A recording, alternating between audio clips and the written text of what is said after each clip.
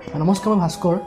মই উপস্থিত আছোঁ আপোনালোক সকলোৰে মৰমৰ এখন ধাৰাবাহিক বৃন্দাবনৰ শ্বুটিঙৰ য'ত মানে শ্বুটিং হয় তাতে আছোঁ।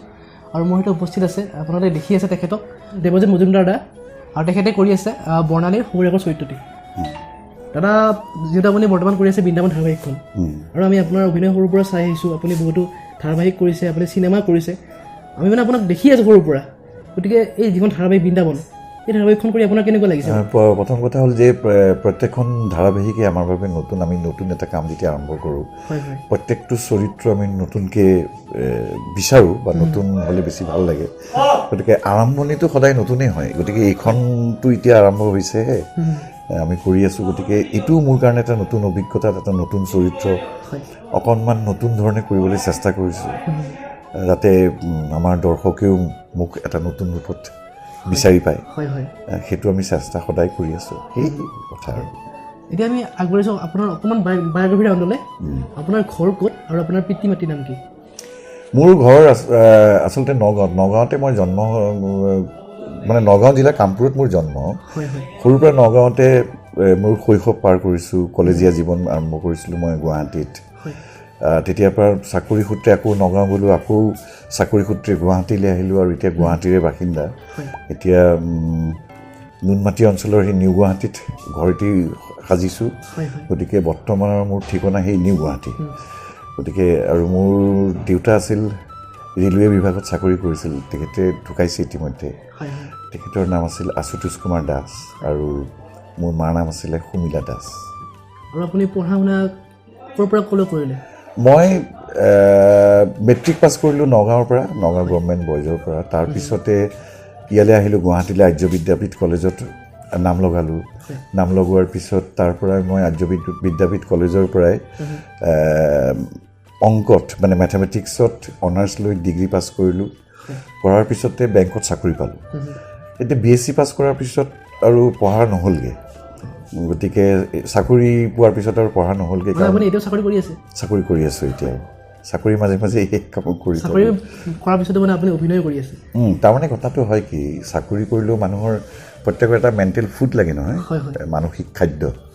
গতিকে মোৰ জীৱনত অভিনয় নকৰিলে ঠিক মানে মই ঠিক মানে সেই এটা যিটো মেণ্টেল ফুড আৰু মানসিক খাদ্য, শান্তি নাপাওঁ। গতিকে সেইকাৰণে চাকৰি কৰাৰ মাজতো সময় সুবিধা উলিয়াই এনেকৈ অভিনয় কৰি আছোঁ এতিয়ালৈকে, আৰু ৰাইজৰো আশীৰ্বাদ পাইছোঁ। বহুত মৰম দিছে আপোনাক। হয়, মানে আগৰ পৰা আপোনাৰ অভিনয় চাই ভাল পায় সকলোৱে, আৰু বৰ্তমান ভাল পায়ে আছে আপোনাক।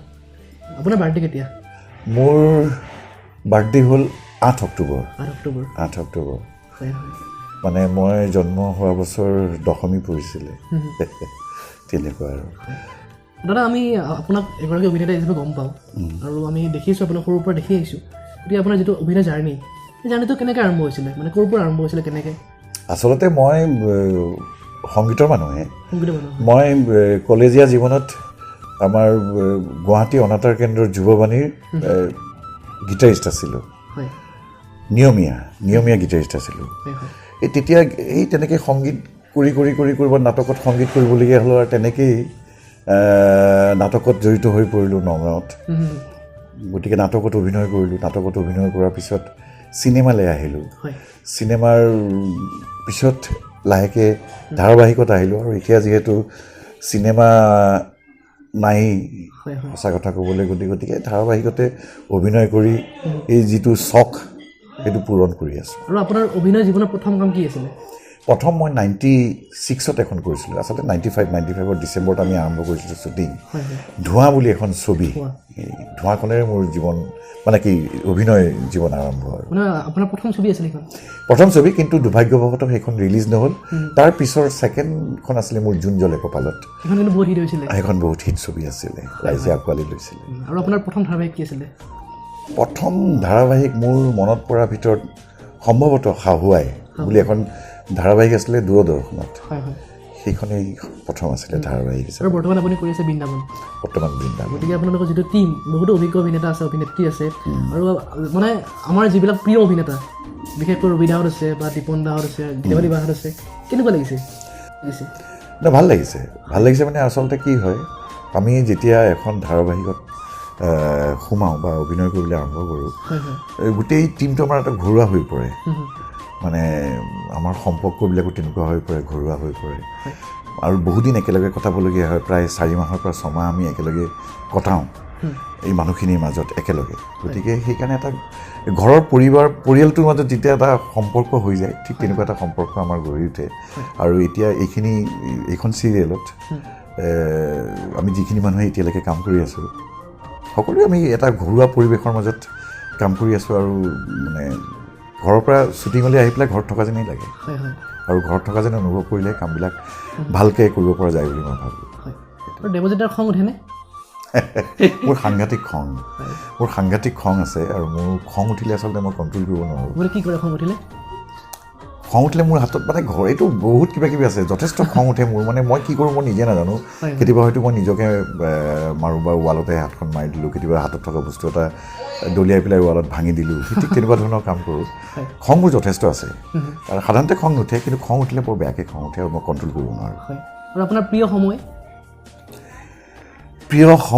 সময় গোটেই সময়বিলাকেই আচলতে যদি ভাল সময় হয় আচলতে সকলো মানুহৰে যিবিলাক ভাল সময় সেইবিলাক সময় প্ৰিয় সময় গতিকে যিখিনি সুখৰ সময় যিখিনি যাৰ লগত থাকি ভাল লাগে যাৰ লগত সময় কটাই ভাল লাগে সেইখিনি মানুহক যদি ওচৰত পাওঁ সেইখিনি মানুহৰ লগত কটোৱা সময়খিনিয়ে প্ৰিয় সময় যিহেতু আপুনি চাকৰিও কৰে অভিনয় কৰে আপুনি যেতিয়া মানে আজৰি সময় আপুনি কি কৰে আজিৰ সময়ত ঘৰত থাকোঁ যেতিয়া কোনো কাম নাথাকে তেতিয়া ঘৰত থাকোঁ ঘৰত মোৰ পৰিয়ালৰ লগত থাকোঁ মোৰ ছোৱালী এজনী আছে আৰু মোৰ ছোৱালীজনী মই আৰু মোৰ পৰিবাৰে যেতিয়া কথা পাতোঁ সেই আড্ডাটো মাৰি মোৰ ভাল লাগে তেতিয়া সেই আড্ডাটো মাৰোঁ আজৰি সময়ত আৰু যিহেতু আপুনি বহুতো ধাৰাবাহিক কৰিছে আৰু চিনেমা কৰিছে মই যদি আপোনাক সোধোঁ আপোনাৰ প্ৰিয় ধাৰাবাহিক কোনখন আৰু প্ৰিয় ছবি কোনখন এইটো ক'বলৈ দিগদাৰ আচলতে মানে হ'লেও ভাল লাগিছে আৰু কৰি কিনে তেনেকুৱা চৰিত্ৰ আছে মই কৰিছোঁ বহুত চৰিত্ৰ আছে প্ৰায়বিলাক চৰিত্ৰ আমাৰ কাৰণে আচলতে ভাল লাগে কাৰণ নতুনত্ব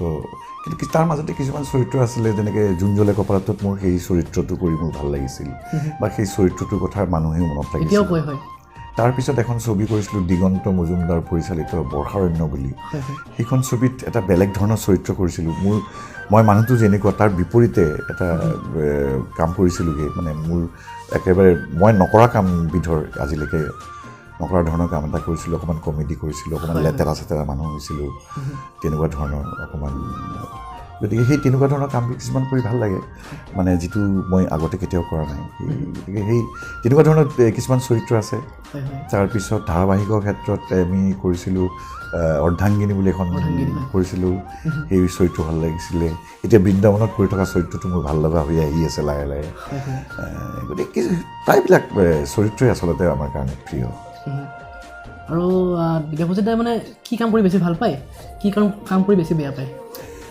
মই অভিনয় কৰিয়ে ভাল পাওঁ আৰু ৰন্ধা বঢ়া কৰি বেয়া পাওঁ খাই ভাল পাওঁ কি খাই ভাল পায় খাই বুলি নহয় মোৰ আচলতে খোৱাটো খুব চিম্পুল মোক যদি কোনোবাই খুব ধুনীয়াকৈ আলু পিটিকা বনাই দালি ভাত দি দিয়ে সেইটো মোৰ কাৰণে প্ৰিয় খাদ্য সেইটো মোৰ আচলতে আৰু মই নিজে কেতিয়াবা বনাবলগীয়া হ'লে চাগে সেইটোকে বনাম দালি আৰু আলু পিটিকা আৰু আপোনাৰ নিউ আপুনি কিবা আছে নেকি মানে কিছুমান বৃন্দাবন কৰি আছোঁ তাৰ মাজতে আৰু কেইখনমান ছবি নাই ছবি হাতত নাই ছবি ধাৰাবাহিক আহি আছে এতিয়াও কথা দিয়া হোৱা নাই এইটো কাৰণে কাৰণ মোৰ এটা চাকৰি আছে প্লাছ এই ধাৰাবাহিকখন হয়তো আৰু 4 মাহমান চলিব দীঘলীয়া চিডিউল গতিকে তাৰ মাজতে আৰু বেলেগ সময় উলিয়াই কেনেকুৱাকৈ কৰিব পৰা যায় সেইখিনি কথা মই পাতি ল'ব খুজিছোঁ তেওঁলোকৰ লগত গতিকে তেওঁলোকে সেইখিনি কথা যদি মোৰ লগত মিলে তেতিয়াহ'লে চাগে আৰু 2খনমান ধাৰাবাহিক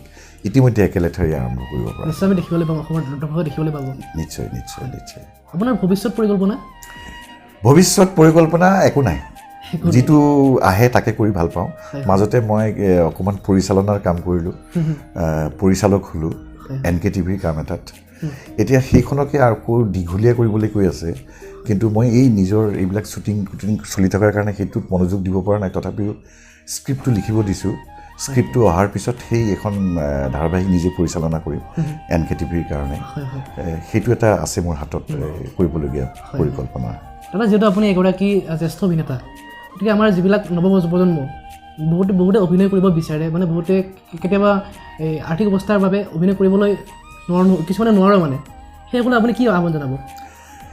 আচলতে অভিনয়ৰ লগত আৰ্থিক অৱস্থাৰ কোনো মানে কিবা সম্পৰ্ক আছে বুলি স্কোপ নাপায়, সেইটো এটা খুব ডাঙৰ কথা।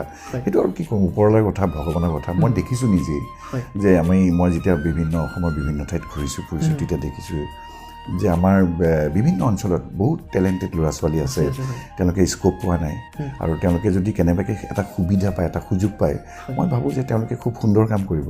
আৰু সেইকাৰণে চেষ্টাটো কেতিয়াও এৰি দিব নালাগে, চেষ্টা সদায় কৰি যাব লাগে আৰু নিৰাশ হ'ব নালাগে। আৰু মই ভাবোঁ যে সকলোৰে কাৰণে এদিন ভাল দিন আহিব। কিছুমানক পিতৃ মাতৃয়েও মানে বাধা দিয়ে, বোলে চাকৰি কৰিব লাগে। আচলতে সেইটো এটা খুব ডাঙৰ কথা হৈছে আমাৰ কাৰণে, আমাৰ এই জগতখনৰ কাৰণে, যে আমি অভিনয়টো এতিয়াও জীৱিকা হিচাপে গ্ৰহণ কৰিব পৰা অৱস্থা এটা হোৱাগৈ নাই। সেইটো এটা ডাঙৰ কথা। গতিকে সকলো পিতৃ মাতৃয়ে বিচাৰে যে নিজৰ ল'ৰা ছোৱালী নিজৰ ভৰিৰ ওপৰত থিয় হওক, স্বাৱলম্বী হওক, অকণমান আৰ্থিকভাৱে টনকিয়াল হওক। কিন্তু কথা হ'ল এতিয়া এই ক্ষেত্ৰত মানে এইটো দুখ লগা অৱস্থা। আচলতে আমি সকলোৱে আশা কৰোঁ যে এই ব্যৱস্থাটোৰ পৰা বা এই অৱস্থাটোৰ পৰা আমি কেতিয়া পৰিত্ৰাণ পাম, আৰু আমি আশা কৰোঁ যে এদিন ভাল দিন আহিব, সকলোৱে এই বিষয়ে চিন্তা চৰ্চা কৰিব। ভাল লাগিল দাদা, আপুনি ইমানখিনি সময় দিলে, ইমানখিনি ব্যস্ততাৰ মাজতো, যিহেতু শ্বুটিং হৈ আছে, আপোনাৰ আকৌ শ্বুট আছে বাৰু, তাৰ মাজতো আপুনি সময় দিছে, তাৰ পৰা আপোনাক ধন্যবাদ জ্ঞাপন কৰিছোঁ। আৰু মোৰ মানে আপুনি এগৰাকী ভাল লগা অভিনেতা, আজি আপোনাক ওচৰৰ পৰা লগ পালোঁ, সঁচাকৈ বহুত ভাল লাগিছে মোৰ। ধন্যবাদ তোমাকো, মানে বহুত বহুত ধন্যবাদ এইটো কাৰণেই যে ধৰা তোমালোকৰ জৰিয়তে আমিও আমাৰ মনৰ কথা কিছুমান দৰ্শকক জনাব পাৰোঁ। এইটো এটা মাধ্যম, গতিকে তুমি সেইখিনি মোক সুবিধা দিলা, তাৰ কাৰণে তোমাকো ধন্যবাদ। মই আশা ৰাখিছোঁ যাতে আপোনাৰ যি অভিনয় যাত্ৰা আপুনি সদায় অব্যাহত ৰাখক, আপুনি দীৰ্ঘায়ু হওক, তাৰে কামনা কৰিছোঁ। ধন্যবাদ দাদা। ধন্যবাদ।